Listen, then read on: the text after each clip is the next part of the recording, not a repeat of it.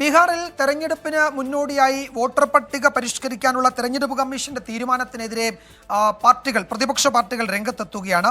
നടപടി ഗൂഢാലോചനയാണ് എന്നും BJP ഉത്തരവുകൾ അനുസരിച്ചാണ് തെരഞ്ഞെടുപ്പ് കമ്മീഷൻ പ്രവർത്തിക്കുന്നത് എന്നുമാണ് പ്രതിപക്ഷത്തിന്റെ ആരോപണം. ബീഹാറിൽ 2003 വോട്ടർ പട്ടികയിൽ ഉൾപ്പെട്ടിട്ടില്ലാത്ത നിലവിലുള്ള എല്ലാ വോട്ടർമാരും പൗരത്വം തെളിയിക്കാൻ ആവശ്യമായ രേഖകൾ സമർപ്പിക്കണമെന്ന തെരഞ്ഞെടുപ്പ് കമ്മീഷന്റെ നിർദ്ദേശത്തിനെതിരെയാണ് പ്രതിപക്ഷത്തിന്റെ പ്രതിഷേധം ശക്തമാകുന്നത്.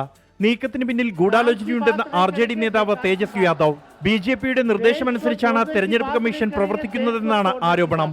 സംസ്ഥാനത്തെ ദരിദ്രരും പാർശ്വവൽക്കരിക്കപ്പെട്ടവരുമായ വോട്ടർമാരുടെ പേരുകൾ വെട്ടാൻ കമ്മീഷന് നിർദ്ദേശം ലഭിച്ചിട്ടുണ്ടെന്നും തേജസ്വി. 2003 2 വർഷം സമയമെടുത്താണ് വോട്ടർ പട്ടിക പുനഃപരിശോധിച്ചത്. 2 മാസം കൊണ്ട് 8 കോടി പേരുടെ വോട്ടർ പട്ടിക തയ്യാറാക്കുന്നത് പ്രായോഗികമല്ലെന്നും തേജസ്വി പറഞ്ഞു. വോട്ടർ പട്ടിക പരിഷ്കരണത്തിനെതിരെ കോൺഗ്രസും രംഗത്തെത്തിയിരുന്നു. പ്രതിപക്ഷത്തിന്റെ വോട്ട് കുറയ്ക്കാനുള്ള നീക്കത്തെ രാഷ്ട്രീയമായും നിയമപരമായും നേരിടുമെന്നാണ് കോൺഗ്രസിന്റെ പ്രതികരണം. 24 ഡൽഹി.